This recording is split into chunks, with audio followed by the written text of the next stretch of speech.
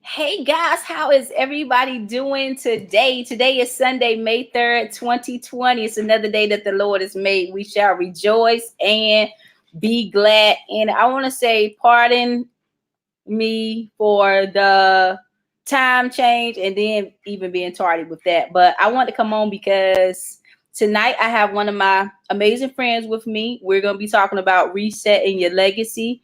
And it's going to be real good tonight. So invite your friends. For those of you who may be Real Housewives fans, we may go into your Real Housewives time tonight, but I promise you it's going to be really, really good. It's going to help you because it's helping us as we kind of work through it today. One thing I shared with Kim today, and she's going to come on in a second. One thing I shared with her earlier today is that it's one thing when you collaborate with somebody, and they have an event or they have something going and then they invite you along, or I have something going and I'm able to invite people along. That's cool. I love that. I do it all day long with my eyes closed.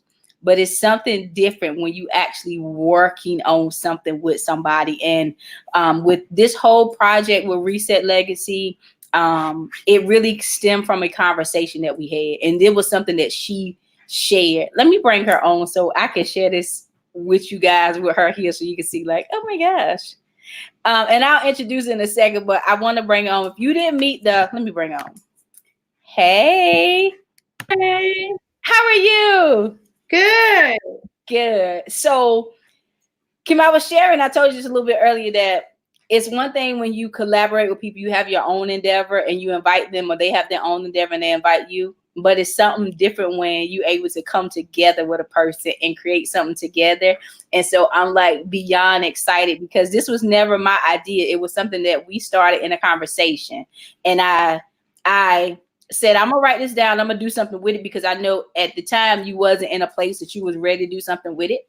And so I kind of did like a soft launch of it just to see people's reaction and response to it. And it wasn't until we came back together and say, we're going to do this together that now it's like we putting the gas to the pedal now to move this thing along. And so I'm excited. Thank you for just always being encouragement for me, and a person who builds me and a person who pushes me. And so I'm excited. This is Kimberly Byrd. For those of you who don't know, she originally is from the great state of Pennsylvania, Philadelphia to be exact. And Mount Airy to be exact. She lives in Philadelphia, but she's an educator. She's a teacher. If you guys saw the flyer, she's a conversationalist. She loves to talk. I asked her yesterday, do she ever get tired of talking? And her answer was what? No. She never gets tired. I don't like to talk in the morning, in the evening, late. That's my time when I'm up and I'm ready to shine. And so she is definitely the conversationalist all day long, through and through. She's all about culturally responsive instruction. She's all about equity for our babies, equity in the educational system, equity amongst brown and brown people. And so she's a lover of all things equity and diversity. And I'm excited. So Kim, thank you for coming on tonight and being on Speak Life with me. Thank you so much, Simone, for the invitation. Thank you for encouraging me and speaking life to me. Before Speak Life became a show, we spoke life to each other. And I really appreciate the fact that now the life that we spoke to each other, we can then give back to others. I love that. Guys, if there's somebody who knows me outside of the student teacher, outside of teaching, outside of doing whatever, it'd be her, right? I'm excited tonight. So guys, listen, I'm gonna just recap really quick what we shared the last time we was on. The last time we was on, it was a Friday night. It was about 9:30. Now I know a lot of you may be Real Housewife people, women, I don't know. We may go over a little bit tonight, but I promise you, if you stay on tonight, it's gonna be better than the Real Housewives. Like, you might have to be like some people I know, I ain't calling no names, who had to go and put it on record But if you gotta go record your show because I'm telling you, it's gonna really be worth your time. So we I don't know who that is, Simone. I don't know who that is. I'm not gonna call. I said I won't go call no names, so I'm not even gonna do that. Okay. Thank you, sister. You and guys, this is what we do all day long. We laugh and laugh. So the last time we came on, it was the Saturday. It was a Friday night after the Clark sisters had released their what do you call it? Their biopic. Their biopic. This is she's a very intellectual friend, so she keeps my brain stimulated. Okay. I mean, I've been trying to find words. She just say stuff, and I'm just like, what? So after the weekend, the Clark sisters biopic to debut on Lifetime, we came and did it that Friday night, and we had like a virtual watch party together. I think I still miss parts of that movie. I got to go back, but some of the things we talked about was the legacy that was in their family. And if you didn't catch it, we're not going to recap go all the way back, but I will just tell you this. We talked about what does reset legacy mean to you. We kind of broke down what legacy means. Everybody's walking in a legacy, and that's something that Kim shared with me. Everybody's walking into a legacy. What areas do you think are important for you to reset in your own life? And then what areas have you already reset in your life and in your family? And then what were some of the underlying themes of that impacted the Clark sisters? So that's what we talked about the very first time. So for those of you who didn't watch it, you can still keep up with us tonight, but I encourage you to go back and watch the video from the first time that we did it. So Miss Ma'am, is there something you would like to say before we introduce them to tonight and our principles and why we're on? Yeah, I just kind of want to piggyback off of Simone, just, because each part that we do each part that we host having to do with Reset Legacy is kind of like, it's like a series. So if you didn't, this is part 2. If you didn't catch part 1 of Speak Life, you definitely want to make sure that you catch that, because not only did we share about the Clark sisters, but we're also quite transparent about our own legacies and how we got to this point. What did those legacies look like as they pertain to us moving forward, as they pertain to children, as they pertain to family, breaking generational curses. We talked about many similarities that we had as we dissected the Clark sisters biopic. And so like Simi said, if you didn't catch it, make sure you catch it, because it can definitely help you kind of understand this one. It's kind of like your baseline for where we're going. Yep.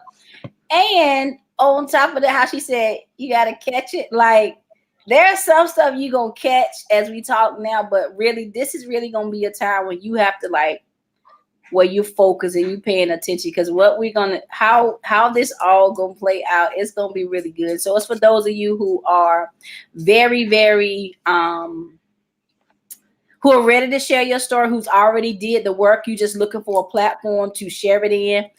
This is going to be an amazing opportunity. So I'm going to just run through the 12 principles real quick. And we've actually, one thing she said to me before, she's like, well, I want a thought partner. And I'm like, okay, I could be your thought partner, but then I didn't want to think too much. So we finally sat down and we really hashed this thing out today, our beginning steps of this. And I'm excited. And for some of you who's waiting for everything to be perfect, to have the blueprint from A to Z, I encourage you to get started. Just get from A to B, or A to B, or A to C, or A to D, but get started, because some of you still waiting. So these are the 12 principles that's going to be included in our masterclass. So Reset Legacy, and let me put this up real quick. Reset Legacy, what we're going to share with you today is 12 Bulldozer principles to reset your legacy. And if you retweet anything, if you share anything, if you share this video, we ask that you hashtag Legacy Scholars, and then say hello to us in the comments.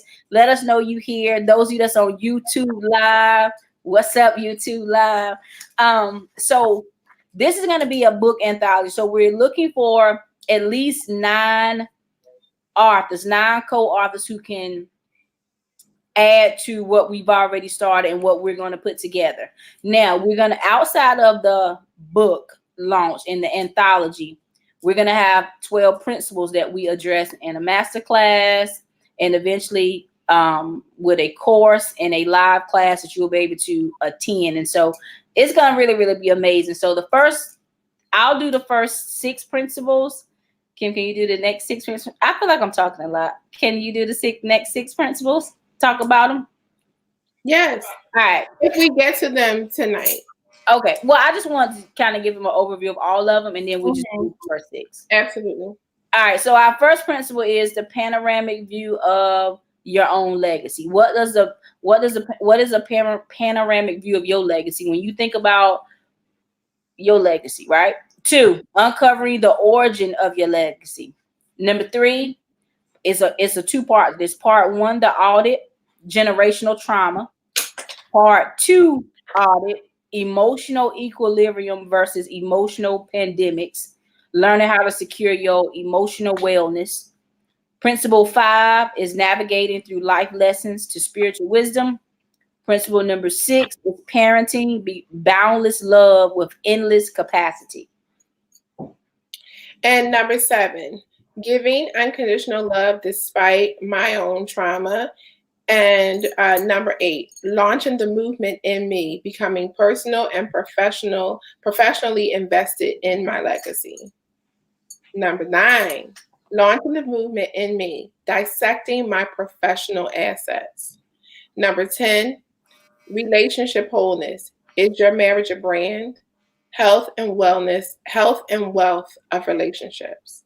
And lastly, number 12, you made it to the end. The relaunch of my legacy. Yep. So guys, these are all the principles that we're looking for people to contribute to, and we'll kind of share more of the type of person and the type of author, writer that we're looking for. But we're gonna get right into it and start with the first one. And we just only gonna go through the 6 tonight, just kind of give you like a background, give you some little background knowledge to share about this, give you something to think about. So when we come back, so next week is Mother's Day weekend. My sister, Miss Keisha, is gonna be on at 6 p.m. and then at 1 o'clock, Dr. Johnny Cruz Craig, she was supposed to be with me last week, but she's going to be on the 1. So it's going to be like a Mother's Day special. We'll have Speak Life at 1 and we'll have Speak Life at 6. The following weekend, I'll have another, one of my sisters, her name is Kimberly too. She'll be on, but then the last 2 weekends in May, me and this Kimberly will be back to kind of hash out the rest of these principles and to kind of give you more information about Reset Legacy. So the very first one, and I don't know if you want to start off, Kim, but it's a panoramic view of my own legacy.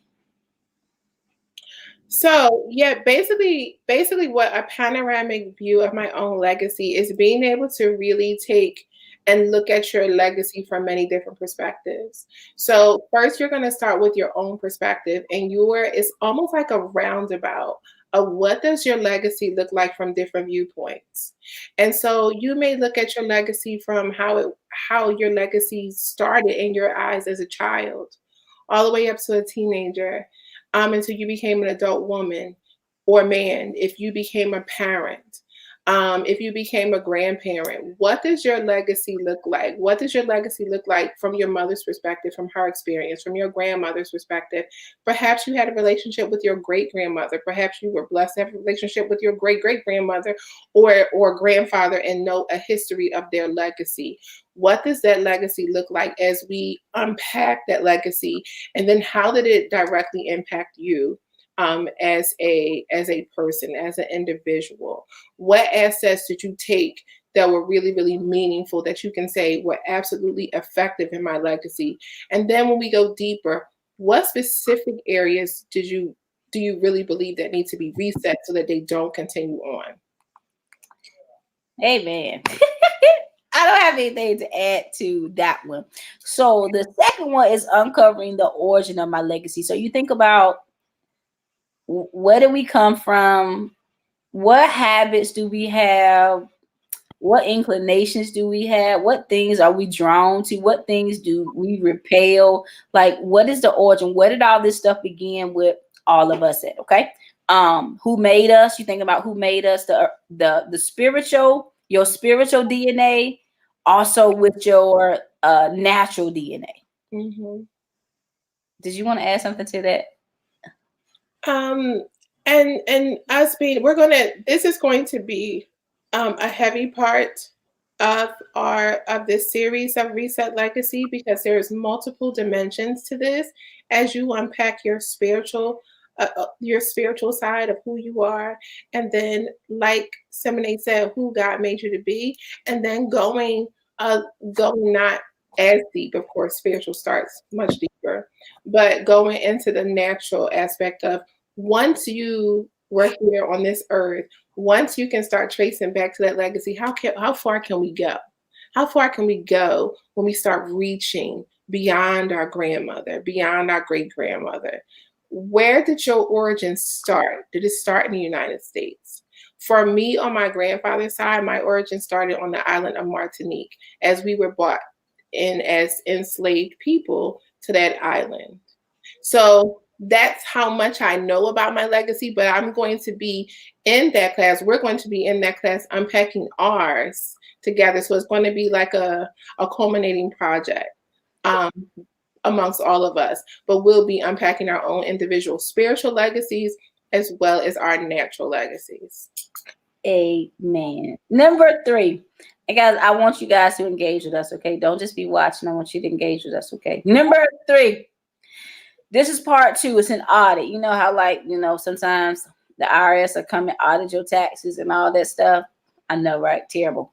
But an audit is generational trauma. And everybody does not grow up in a dysfunctional home. So let me just say that, right? A lot of people do not grow up in dysfunctional home. And the goal is that if you have, perhaps you were a person who grew up in dysfunction and now you are healthy and you are functional and you are raising functional children, that it stopped with you. So maybe you experienced it, but now your children are not experiencing because you already did the work.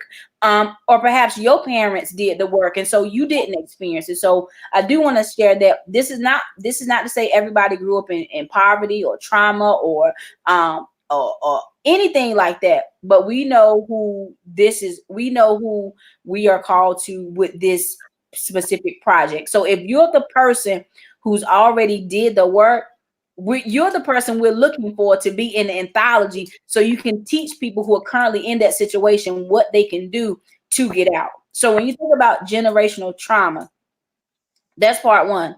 I mean, think about even like generational curses, things that have run in your family, whether it's on your father's side, on your mother's side. What are some things that are ran in your family? It could be from childhood abandonment to domestic violence. It could be to divorce, where it just seeming to be the men don't commit, the women don't stay married. Anything that you have overcome when it comes to your generational trauma, what was that in your bloodline? What is that now currently in your family that you said, you know what, by the grace of God and by the work I did, I'm no longer in that situation. So Kim, I don't know if you want to add something to that. No, I think you kind of summed it up. The anthologists of these particular portions are just people who have actually, as Semine said, you have done the work in these specific areas, and you have evidence to share with others that you have done the work. You have unpacked yourself in this particular area of generational trauma. And as we said, we're not necessarily just talking about poverty. We're not necessarily just talking about abuse. We're talking about areas that have caused trauma through generations, where you've seen maybe several generations go through this same specific traumatic experience, and that you had a breakthrough moment and you were able to say, it stops here. It stops with me. It stops with my kids. It stops with me, so that I'm not moving forward with this with my nieces and my nephews. I want to teach them different. I know we can be better.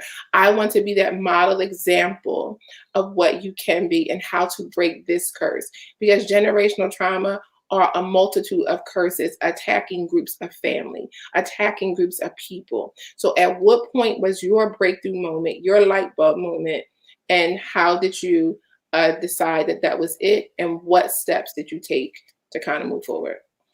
And so I think one thing that we kind of talked about earlier today was somebody who's going to be transparent. Yes. To share we called it the family tree of trauma, to how you got from the family tree of trauma to the family tree of life. How did you go from trauma to life? And so even for those of you that's watching now, if you want to share a little bit of your story and you want to tell us how you did that, place it in the comments, because then we'll go back and read it later. So that is part one, generational trauma. And then part two is securing your emotional wellness. Like back in December, the Lord gave me something that I shared it on my blog, but I never shared it like on social media, anything on Facebook or any of my social medias.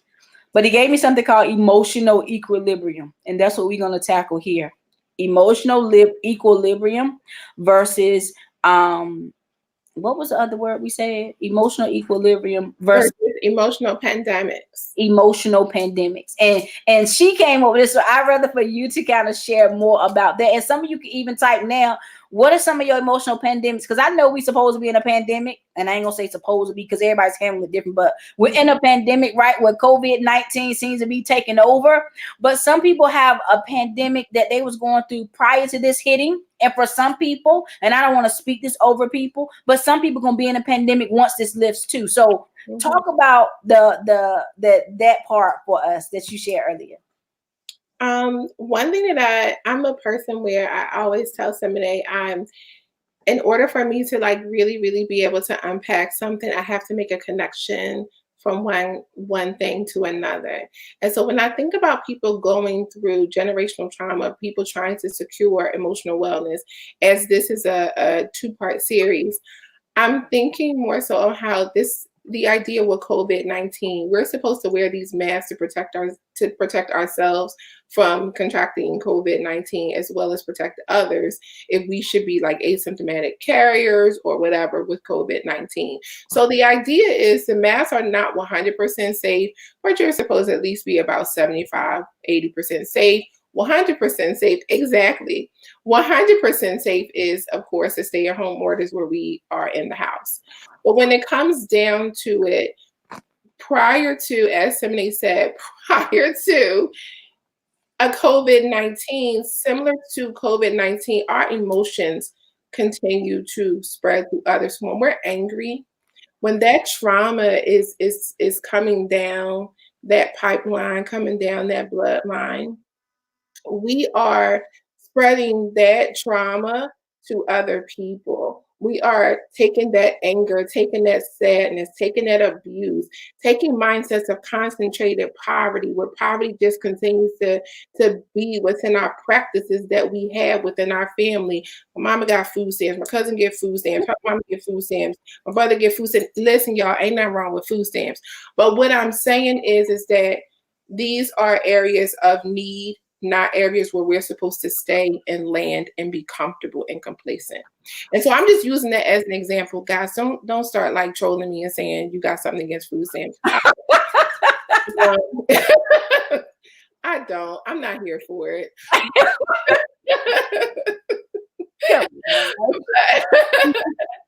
But what we want to share most importantly is that similar to COVID-19, that anger, that sadness, that depression, all of that stuff, those childhood traumas, guys, they do spread. And we can wear masks to think that we are hiding them, to think that it's not happening, so that when we go out that front door, we're presenting to the world that mask, oh, my life is good. We're going to talk about brands later. But my life is good, and I'm wearing this brand of happiness. You know how you wear a brand of Gucci? Well, I'm wearing this brand of happiness. I'm wearing this brand, everything is okay. Who are you wearing? Happiness. Who are you wearing? Contentment. But meanwhile, when you go beyond that door, when you come back in, that COVID is spreading all over your house. It's abuse. It's anger. It's resentment. It's depression. It's abandonment. And what we do is it spreads because the issues that we had with our mother, we pass that on to our daughter. Now she got issues with her grandmother that had nothing to do with her. We didn't sat down and we didn't started bad mouthing grandma about what grandma used to do to her. And so what we as daughters do, we take on that pain of our mothers, which stops us from having relationships with our grandmothers and not even giving them a chance. But we're taking on the depression and the hurt from our mothers. And that's how it relates to COVID-19. Because all mama did was spread her stuff to us. That's all she did. She spread it to us. And then we have children. And then we spread that resentment to our children.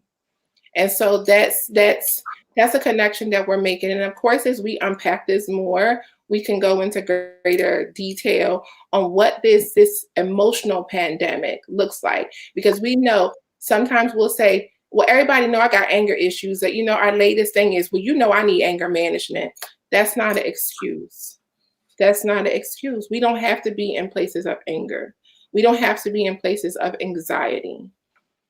We don't have to be in those places.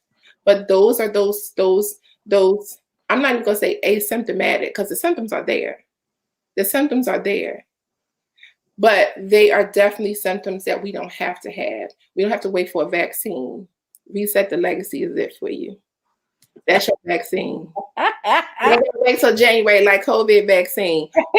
Legacy is your vaccine for getting healed. You get better. I love it. Now, she used it from a mother's perspective, and guys, that it doesn't just have to be your mother. It could be stuff from you carrying around father stuff or big brother stuff or Lucy, whoever has been closest to you. You can carry around the stuff. It can even be friends. You could carry around the stuff with your friends. Yesterday, and she didn't, I don't think she watched. I'm pretty sure she didn't watch it. But yesterday, I came on, did a Facebook Live about stop wasting time, stop watching everybody else and get busy. But one thing I talked about as far as fear, but it can apply to all these situations. Sometimes we're carrying around the stuff that belongs to other people because we love them so much. It's kind of like secondhand trauma that we have inherited. It really wasn't our trauma, but because we're so close to them and they keep inundating to us all the stuff that they went through and all the stuff that happened to them. And especially you see this with parents who may separate.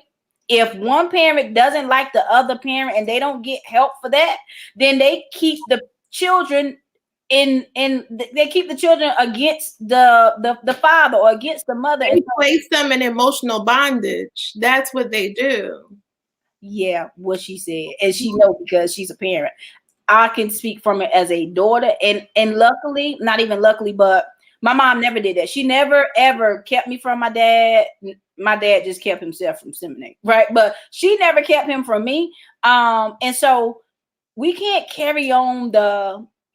we can't take on the trauma or the dysfunction of people that we're close to, our family, and just keep carrying it around like, we supposed to have. I think it's a part in the Bible that says, don't carry your sin around. Don't drag your sin behind you like a cart. Like, don't carry your trauma behind you like a cart.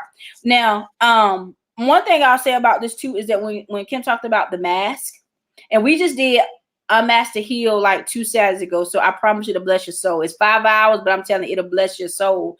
You know how she said, what's your brand? Like, we can put on these masks and we can put on this facade and we can put on this front like everything is together, but only you know you. See, introspection says, I know my thoughts. I know what I'm thinking. I know how I feel. Extrospection says, I'm looking at somebody else and all I can see is the outside of them. All I can see is what they want to show me. And so then you start comparing yourself to somebody else. You feel like somebody else is in a better situation than you are. And that's not necessarily the case because only we know who we are. And I always say, I'm not a proponent that people come and share their story out on social media, on Facebook. You have to do that work privately and always have somebody that can speak into your life, that can help you, that can coach you. You have a friend that you can really be for real with. They know you. I always say this, real friends know your status before you post. So my friends not looking to go check my social media to see how I'm doing. They know how I'm doing, right? And if even we don't talk for a while, if they want to know how I'm doing, all they have to do is pick up the phone and send me a text message to get that through. So we got to stop wearing these masks and these facades because it keeps people emotionally, mentally, and spiritually sick. It does. It really, really does. And so I will tell you guys, part 3 and part 4 is going to be heavy, because in order for you to really get to the to port, but in order for you to get to the point where you can reset your legacy, you got to dissect your current legacy. And as we said in our first Speak Life in reference to reset legacy, we talked about how there's so many classes and courses that are great that are talking about legacy as far as finances. And that is, it's so important. And guys, we're going to get there as part of our 12, as you heard as well. Financial wellness is key. However, in order for you to be able to take good care of your money and monitor your spending habits and even create budgets and all that stuff, we got to see what your value systems are and where they came from. And why are you feeling the need to go out there and spend your rent money on things that have nothing to do with your well-being, things to impress the people, living for the people. And so we want to really, really like hone in on some of that unwellness, so that you can get a place of peace. And of course, even unpack where those characteristics within your legacy came from. What was the birthing place for that? Where was the birthing place? What was the birth canal? Who birthed it? Was it Big Mama? Who birthed it? We're not blaming Big Mama though, because Big Mama did what she had to do. She did what she knew. But now we're in a space, guys, we know so much better. There's so much information out there. And we are people who are going to align you with other people, if you're in the masterclass, to teach you. And as an anthologist, the writers who are going to be a part of that wonderful, amazing project, you're going to have the ability and the opportunity to teach others about the work that you've done. And I think that's amazing. You always want to be able to be that stream to pour into other bodies of water, because other bodies of water feed other bodies of water. That's what it does. All of these bodies of water within the world are connected. And we want to be able to connect ourselves to others by pouring into others what has been poured into us. So that's some good stuff there, guys. Amen. And so as we're sharing these principles with you guys, for those of you who say, you know what, I have an experience, or I have experience in this area, and that I can teach somebody else something. I can share how I got from point A to point Z in this specific area. We are looking for you. We want to hear from you. We want to talk to you. We want to see if you're a good fit for this book project that's going to come out. So for part number 5, life lessons to spiritual wisdom, right? Life lessons to spiritual wisdom. What type of lessons have you learned in life? Because I'm going to tell you right now, as being an educator, and she can speak for this herself because she's also an educator, being a teacher, the best experience you will ever get is when you step into the classroom with those students.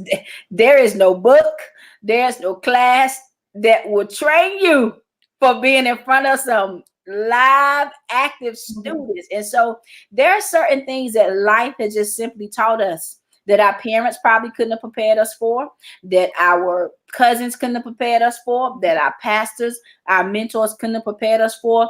I mean, they can kind of give us, tips and encouragement and words of wisdom on, making good choices. But there are some things that's gonna hit you, that you're gonna face, that nobody could prepare you for that. And even if they went through the same thing, the way we respond is totally different. And so, what lessons have you learned in life that has now allowed you to have this wisdom that you can pass on to somebody else? Absolutely. One thing that I said to Seminary like years ago, I said, and I can't even remember, guys, exactly how I said it, but I know I was speaking to myself for myself. But I said that when you are going through an experience, I don't want to cut you off. So I always say this. This is the friend that I tell y'all. I always say my friend told me this. She's a friend. She's helping me. When you in it, it's for you. Right. When you come out of it, it's for somebody else. Exactly. And what we're saying, guys, with that, and thank you, Sammy, for that. Yeah. She's exactly right. What we're saying with that is that the life lessons that you go through, you can't just go through them and put them down like a book. When you read a book, you reflect on that book. You think about that book. You make connections with that book. I told you guys I love making connections, and I think that's part of how I'm able to, like, even with students. I'm great with building relationships, guys. I love building relationships, but I also make connections between relationships with concepts and experiences.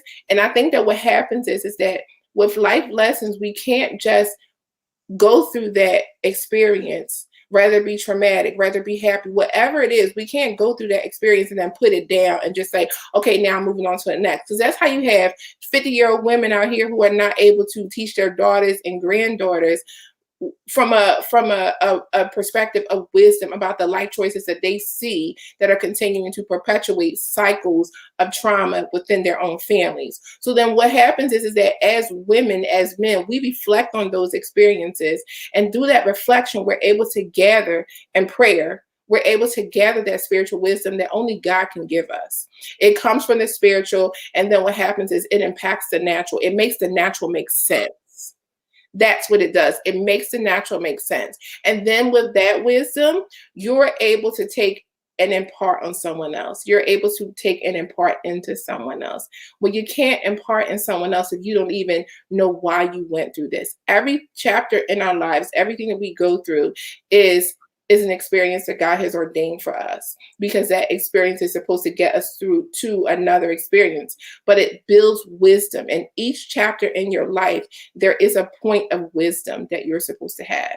And so what we want to do is we're looking for that anthologist who has reflected on his or her life lessons, not all of them, because of course then it would have to be a much bigger book, but on specific life lessons that they have reflected on, and the wisdom that they've gotten from those life lessons, and how they got to those points of wisdom. What were some strategies that they even used within their reflective time? How did they know that they needed to reflect? Was it God's voice? Was it you saying, I don't want to keep going through this? Was it what were those breakthrough moments that made you say, I need to reflect on this so that I can move forward in a much healthier lifestyle of positive and healthy decision making? Put a period right there. Boom. It's all right. So now the last one, guys, it is number 6. It's parenting. And obviously we're looking for people who are parents, whether you're a biological parent, you adopted parent, you're a grandparent who's really assigned to be that person's parent, but parents who can share boundless love with endless capacity. Miss Keisha, if you up here, I want you to say something, okay? She is the one that I know who shares that endless love with her daughter and her now granddaughter. Kim shares endless love with her son. Like my mom shares endless love with me. So thinking about when you talk about one thing, a word I believe Kimberly coined this: nurturing the emotional intelligence of your child, and not just the emotional intelligence of your child, but what are some ways that you have really, hey, she said hello. The boundless, endless capacity love of a mother for their child, or for a father for their child. But in this particular aspect, we're just looking for people who are willing to be vulnerable and share and be transparent about your journey with your child. How did you get from where did y'all start from to where you guys are? And I think that even in this one, and I'm just getting this now, Kim, is that I think I want to ask my mom to like just share about our experience, because Mhm. it has not always been like it is right now. Like, we are in a good place. I told her, she called me and said, hey, I'm student teacher number 2. And then I said, you're not student teacher number 2, you're student teacher number 1, because I came from you. And so now we're the student teacher. So the student teacher is me and my mama. We have not always been like this. And it's just been within the last 2 or 3 years that we have gotten into this place. And so it's taken 35 years for us to get here. And there are some people who haven't quite got there yet with their parents. And so if you're struggling in that area, then I encourage you to reach out even to older mothers. And I always say, older mothers love me, older women love me, and I love them. And so I'm able to glean so much from them. So even when my mom was not around, even when she's not presently around right now, I have other older women in my life that can speak life into me. And she's met 1 or 2 of them.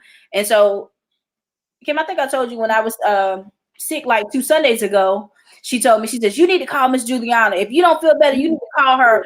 She could pick you up and take you to the hospital. I'm thinking, Mama, I ain't going to no hospital in the middle of no COVID-19. So I'm not going, but she trusts other women, other mothers with me. And sometimes if your parent, you don't have a good relationship, just ask God to direct you to other people who can pour into your life. Like Miss Keisha, she's a person who pours into me. We don't talk all the time, but when we do, she can give me a whole lot of wisdom, and I hear and I glean so much from even her experience now as raising her daughter and a granddaughter.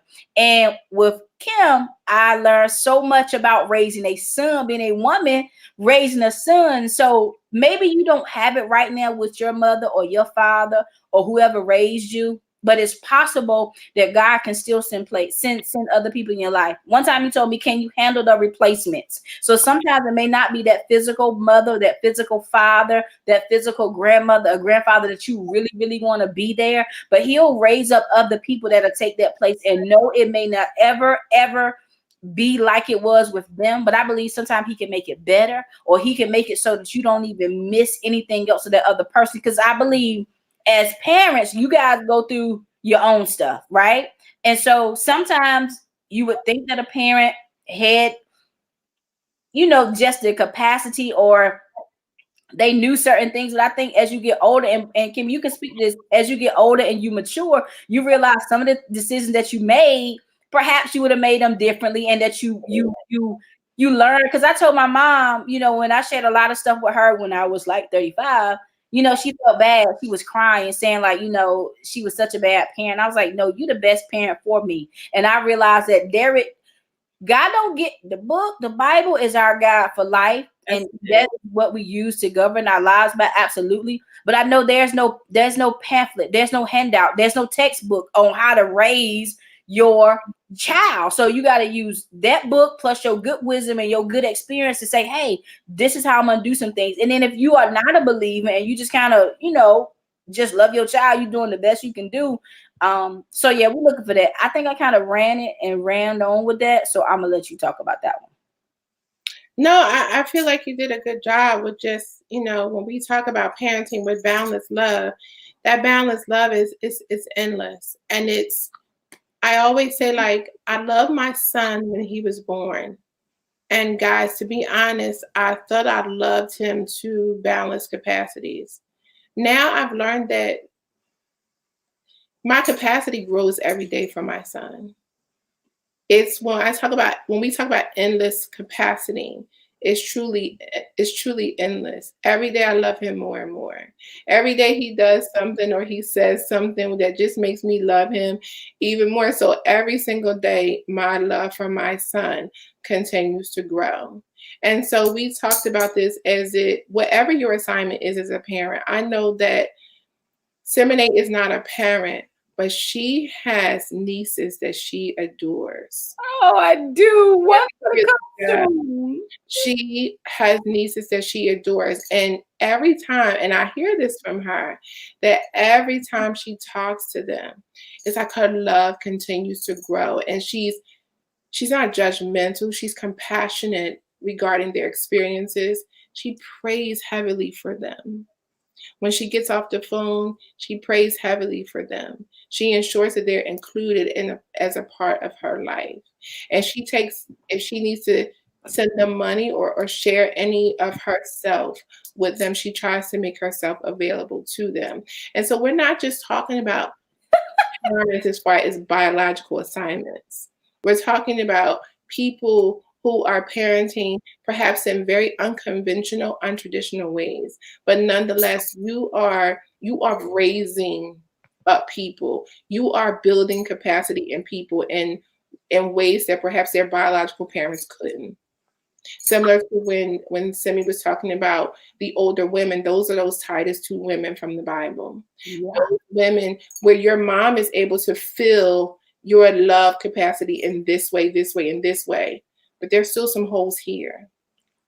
And then there's one hole over here. And then there's another one down here. Well, then here comes that Titus 2 woman. If you a Titus 2 woman, Titus 2 woman. That older woman that has those life lessons of what she's unpacked, and now she has that wisdom. And so we're looking for those Titus 2 women who are and men. Yeah, and men who are able to fill in those areas of need and people, those mentors, those people that young males call up. Listen, man, and you take them out on the court and you playing basketball, and it's what people see is a basketball game. But what it really is, it's a conversation. It's mentoring. It's me being a dad to you. It's me being a big brother to you. It's me being a godfather to you. We take godfather like so just we use it in this lukewarm context. Yeah. But I don't have godparents. Huh? Do you have godparents? I don't have godparents. Wow. I have godparents. But godparents are people who are assigned that your parents should have consulted with God on who could be the parent to step in the event that they couldn't, or even if they were there. If I'm to be a part of your village, if I'm not able to fill her capacity in this area, I have consulted with God that you are the assigned of an individual that's supposed to do that. You're supposed to fill that in for me. That's what that village. So we think of godparents, well, if my mom should pass away or my dad should pass away, these are the people who raised me. Godparents are assigned individuals that are a part of your village. So we're looking for people who are village keepers, village raisers, people who are building capacity of love in their community, and specifically within young people through mentorship and endless, boundless capacity of love. I love that. Kim, listen, this is something God gave me yesterday, or maybe the day before. I don't know what day was, but you talking about my nieces. And guys, that's why I say, like, certain things she shared, I just bust out laughing because I'm like, well, I don't post that on social media. That's why you can't think you know people from social media, right? Because sometimes people post stuff just to kind of get, like, people to be raving over them. I know her. I know this. Right. So, I love my nieces so much. And part of my legacy is that my aunts and my uncles, when I tell you I have the best aunt and the best uncles, hands down in this world, they like all of us, we got our stuff with them. When I tell you they love their nieces and their nephews, they love their nieces and their nephews. And one of my aunts, God rest her soul, she was such a good aunt to me. Like, oh, just such a good aunt to me. And I wanted to make sure that when I became an aunt, that I was a good aunt. And so I got that from them. Now I have a sister. I have like a real sister. I know y'all probably like, what? I have a real sister. And she has a son now, and his name is Aiden. And I was able to finally meet him. He is cute. He is cute. I was able to finally meet him through like FaceTime not too long ago, right? He's 5 now, but me and her still working through our legacy with that on my daddy's side.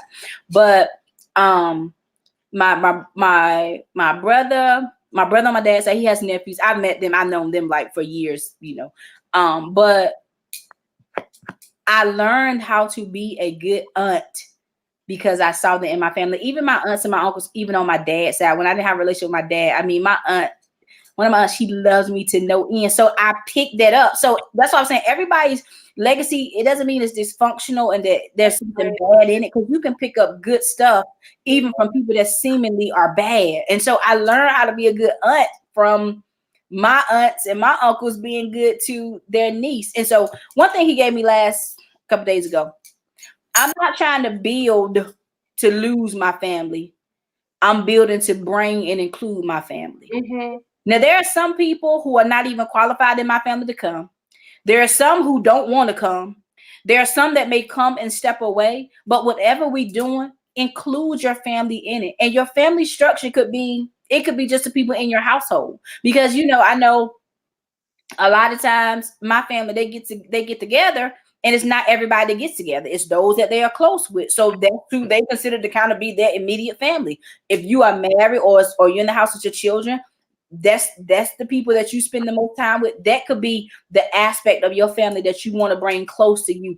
But don't ever start building stuff and then you have nobody to share it with, because that becomes a very, very lonely place. And when I think I shared this before, when I told you I talked to my friend and she was saying like I had lost myself. This is the friend, right? And so it was like I was doing all this stuff for student teacher, but then I was losing seminary, and it's like that ain't a good place to be in. So I want to include my family. I want to include my friends. Part of Reset Legacy is that at 35, I published my first book.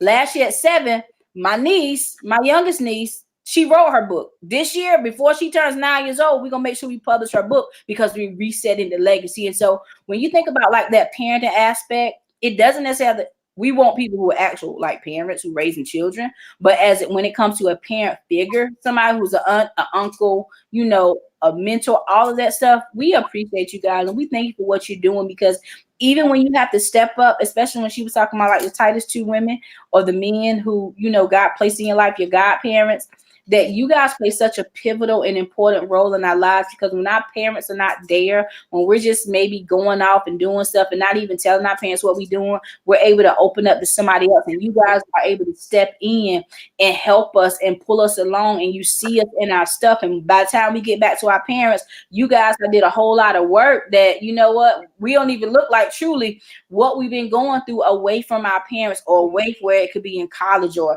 you're in a marriage that's not too healthy, or you're in a domestic violence situation, or something's going on with your job, or you get caught up in drugs, or whatever the situation is. People will step in and they'll be exactly what you need when you need them to be it. So that's all I'm gonna say about that. I agree. So consult with God, get his approval on the people who come into your life. Consult with God, because everybody that seem like they for you, not always for you. Everybody ain't the Titus 2 woman just because she's 66. A 66-year-old woman. She's an older woman, but she ain't the Titus woman. But let's keep going. So we finished up our 6 points for the night.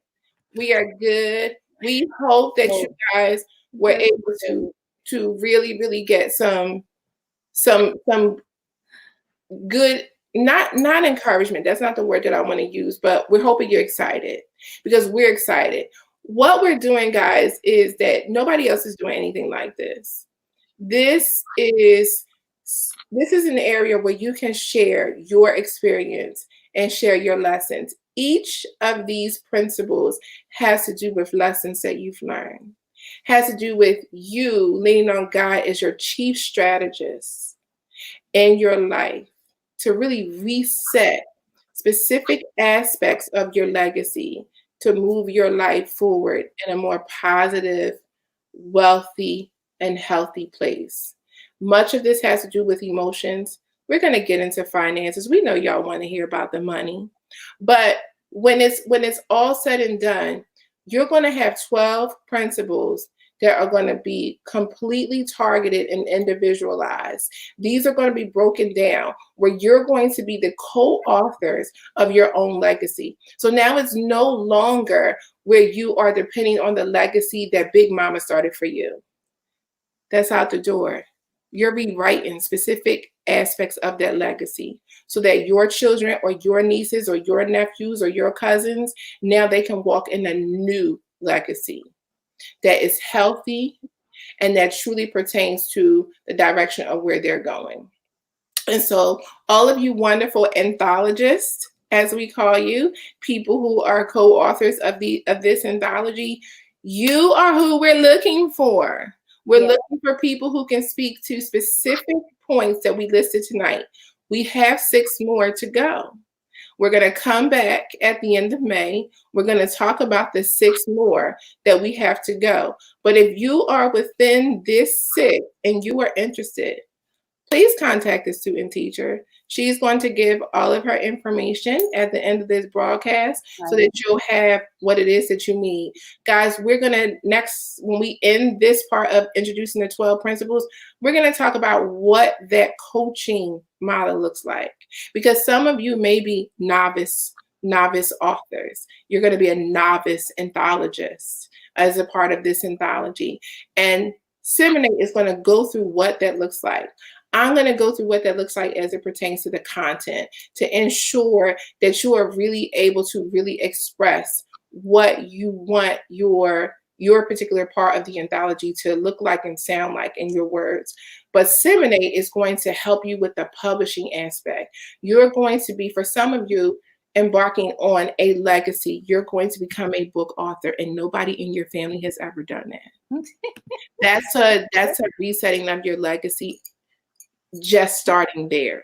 Nobody has ever taken time to write down that story as an instructional manual for people in your own legacy. You can give this to your family. You can give this to your friends. And not only are they going to reap the rewards from this, but other people in the world are now going to have their lives changed by your experience. This is good stuff. And you are a co-author of your own legacy. That's amazing. This is your opportunity to make this happen for yourself. We're not going to sit and write it all for you, but guess what? We're going to equip you with the tools. We're going to help you. We're going to walk you through the steps to create your own book within an anthology that speaks to your life. And as I said, that manual is something you'll be able to reflect on and pass on to others who are going through similar situations that you've discussed.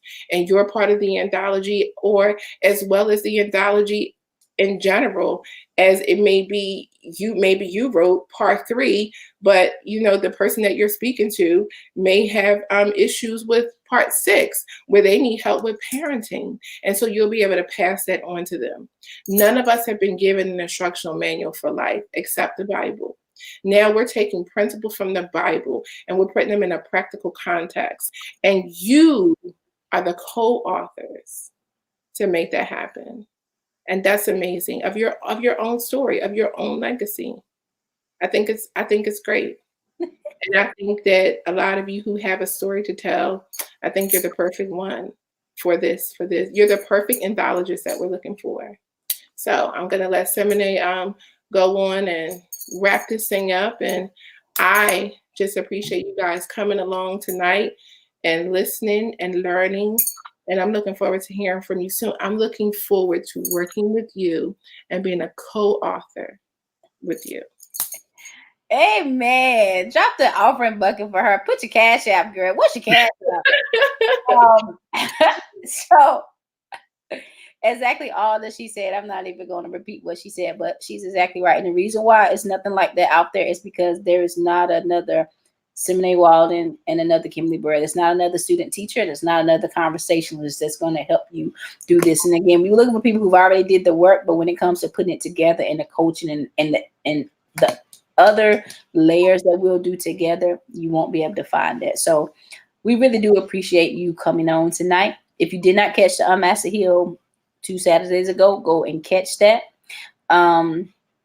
One of the things that came out of that was, and I'm gonna put this at the bottom, is Jesus is, I'm gonna put this picture up real quick.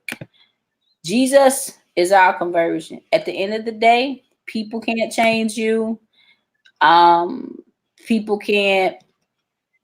they can give you suggestions, but at the end of the day, it gotta be you who wants to change yourself.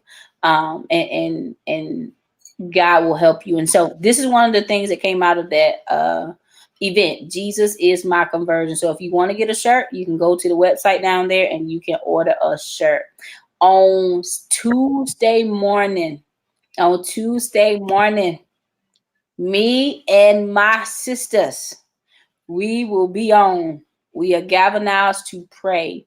And we'll be on at 7 a.m. And so tell your friends, tell your mamas, tell your aunties, tell your big brothers, your big sisters that we are coming and we're praying. Families, the youth, our lives, whatever we're looking for. And when I did my very first book, um, Spiritual Combat, one of the things that I had started prior to that was a prayer board. And let me take this off. Let me take this off so then I can go back to Kim because she can attest to this, what I'm about to tell you guys. A prayer board. And the student teacher really came from me being on the streets of DC, witnessing to the homeless. Yeah. It wasn't about trying to get in no church. It wasn't about trying to preach behind no pulpit. It was none of that. Like I could really, they don't thrill me when I have to do that at all. Like I don't chase that type of stuff. The streets is my pulpit. But out there we would take names of people. We would get what they would ask us, tell us what they needed. One of the brothers that I did it with at the time, he had his own business. I didn't have much of anything, so I couldn't really give too much. What I had, I gave, but I didn't have too much. And we always, when we went back the next time, we always try to build a relationship with them, and we would supply them with different things. So out of that, I had my own prayer board in my house where I had my aunts up there. I had my uncles up there. I had my friends up there. When I showed it to her, finally, she was like, I'm up there. She was up there. Like my cousins were up there. So I had my own prayer board. People do vision boards, and I love vision boards. I have one of those too.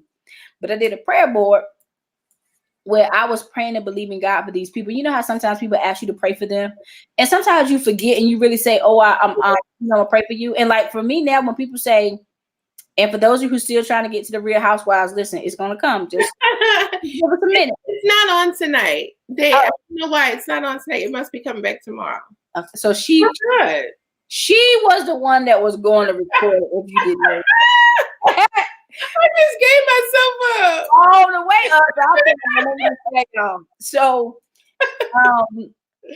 sometimes when you tell people, hey, I'm gonna pray for you, sometimes you forget. And like now, like when I see people's posts or something like that, and I used to just, because it was that becomes like a religious thing, just something to say, oh, I'm praying for you. Well, if I ain't praying for you, I don't say that no more. Now I say, I hope you're doing better, right? Unless I'm really going to pray for you, I'll say I'm going to pray for you. So anyway, had my pictures and all this stuff on these boards, and it was a reminder of me every day when I saw it, I need to pray for these people. And if I did not specifically call their names out because I already had their picture, so I took time to get pictures of my family. I took time to go print them out. I took time to print a picture of my friend out. And all these people that I saw that I actually had pictures of, I was able to print them out. And so I strategically placed them on this board. And even if I didn't call their name, I would say, Lord, please touch everybody that's on my prayer board. I want to bless them, keep them, right? And as I went through the day, if I remember their names or if I remember that board, then I would say a prayer for them. And so one of the things that the Lord gave me, and this was just today, I haven't even told her about it. But after we do this prayer, because if it was only supposed to be this Tuesday, we met last night and we talked, and one of them was like, let's do it every Tuesday. Like every Tuesday.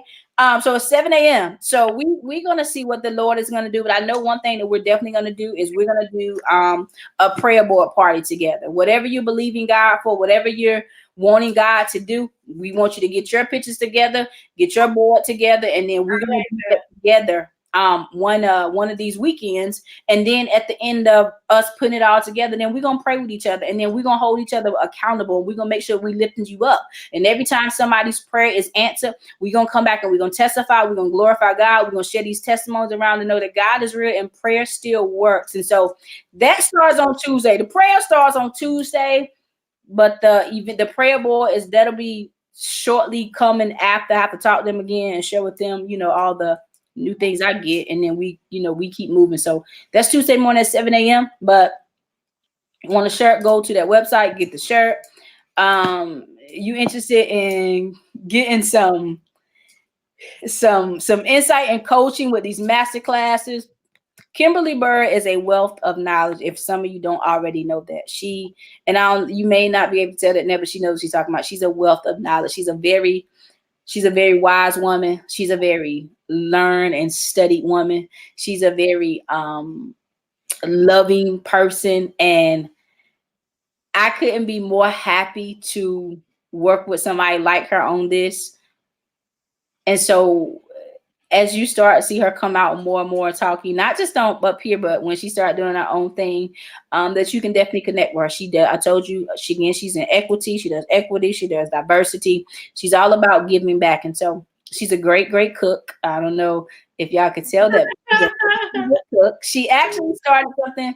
February, we was going to have 2020 vision or conference. She was going to be a part because she's all about taking your kitchen back, preparing your meals at your house, getting the right cookware that you do. Do you want to share just a little bit about that? Because I think it's so important for people to know that even right now in the midst of this where things are shut down. But I told her, nothing really stopped for me. Like, honestly, the only thing I don't do that I wanted to do is go to church. I am okay online teaching school, but all the places that I want to get something to eat from, I could just really go order them. So nothing really changed for me that much, but she is a big proponent of taking your kitchen back and eating, because when you talk about the health and wealth, hey, Akeem, how are you, Kim? This is my brother from Nigeria. He lives in. Hi, Akeem. So I don't know if you want to share a little bit about that, and then I'm really gonna stop talking because I feel like I'm gonna just keep going. Well, guys, right now through this pandemic, the one thing that I do like is that people are taking their kitchens back.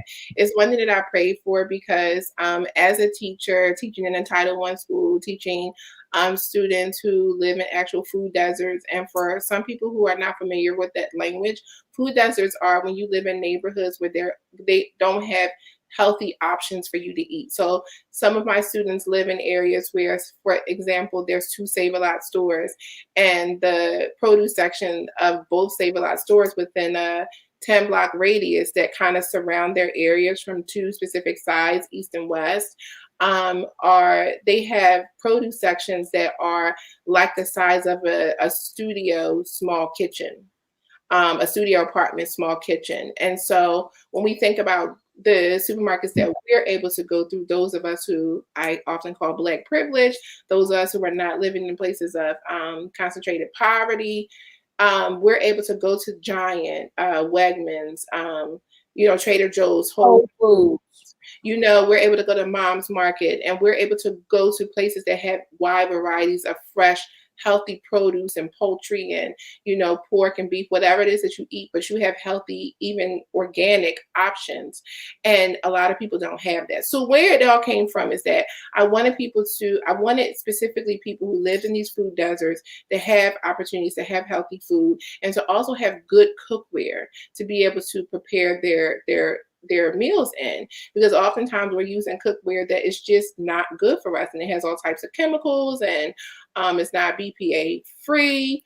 The non-stick actually is like coming up from Big Mama's pot that she gave you, 15 years ago, that was passed down through your legacy. We're gonna unpack that too. Some of them pots ain't no good, some of them are, but some of them are not. But this your legacy pot. Maybe you could put it away but stop cooking in it because it's not healthy for you. But what about my pot that's not non-stick anymore, but I bought it myself? What should I do? If it was non-stick and is no longer non-stick, you're eating chemicals, throw that pot away. Okay, I will get on that. So I wanted to really healthy food accessible to the people who all of us need it, but the people who are not able to get it in their community, and also be able to teach people how to use healthy recipes, as well as giving them access to cookware, giving people cookware so that they can have the vessels that they need to prepare healthy foods and not be sick from either the cookware or the unhealthy foods that they do have access to. So I'm all about people eating healthy and living well. I don't always do that because I love a good Chick-fil-A sandwich at time to time. And Chick-fil-A not even, they honoring the Sabbath. I can't even go there now. I know they're not even open, but nonetheless, I want even for people to be able to take those Chick-fil-A cravings and to be able to make those types of foods at home. You're using your own ingredients. You're using chicken that has no hormones in it. You know, you're able to control the amount of salt and sugar intake that you're even making for the milkshake if that's something you enjoy. So that's where I am, guys. I'm about people just taking options a day, unhealthy options, and making them healthy options. And for people who don't have access to healthy food, along with cookware that makes their food also healthy, giving people access. So that's where I come down to equity. I love just talking about equity because it's important. You see what I can't say it to you. Yeah. Thank you, Akeem. Thank you, brother. I appreciate it. And so it's not even just about food. She's like that in everything. Like, and Akeem, I think you would love to connect with her because she's an educator too. He's an educator over there too. Oh, great. But Akeem, and I'm pretty sure you definitely have something to talk about in that. Akeem is a big proponent of, he's not a proponent of corporal punishment at all. So he does a lot around that. Yeah. So you can definitely. We got to connect. My face is up. It's thing. We got to connect. So even though she does it with like, as far as like cooking and stuff, she's all about it with equity in the classroom. We're gonna do a podcast tomorrow. What are you gonna talk about tomorrow? So we're gonna basically talk about 5 ways that you can remain socially and politically engaged while in quarantine. And we're going to give you 5 easy ways. These ways, guys, they're so easy. You ain't got to leave your house. You can follow the stay-at-home order. You can, participate in the political system because right now there's a lot of things that are happening.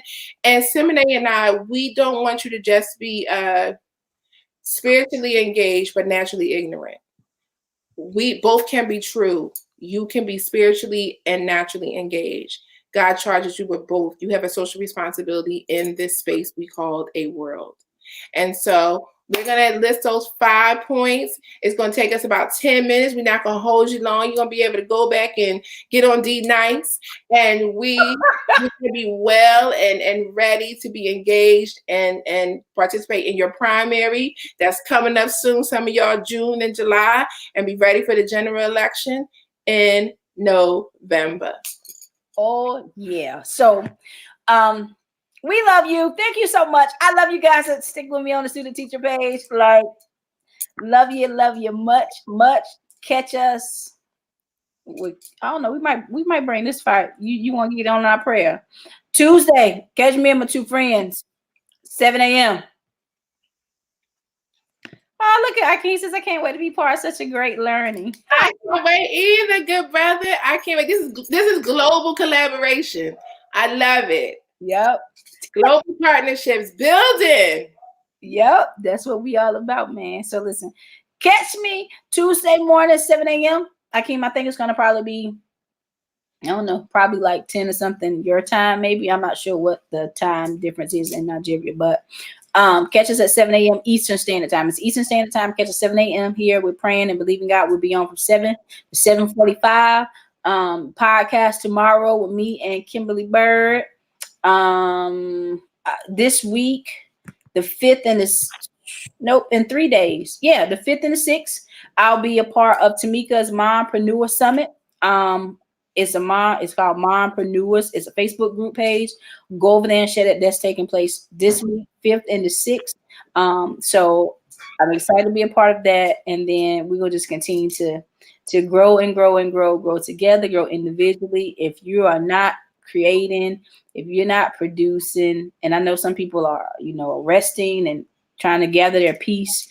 We understand that, but take what God has given you. Don't waste it. Don't squander it, but use it to go and not just help yourself, but then go and help your brothers and sisters around the world, because this is a global connection. So I love you guys tonight. Kim, you can say the last part in words, and then we're out of here. Guys, I feel like we have shared so much with you tonight.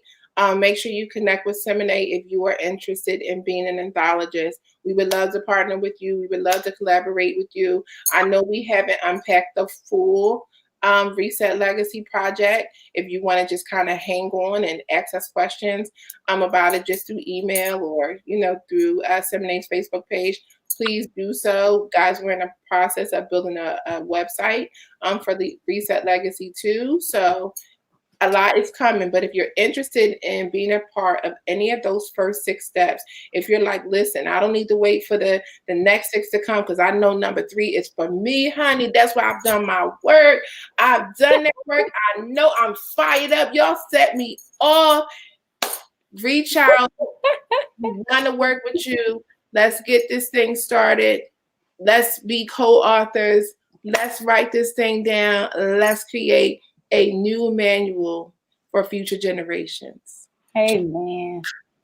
All right, guys, we love you. We're out of here. See y'all later. I can't thank you so much, brother, for coming in. Thank you, brother.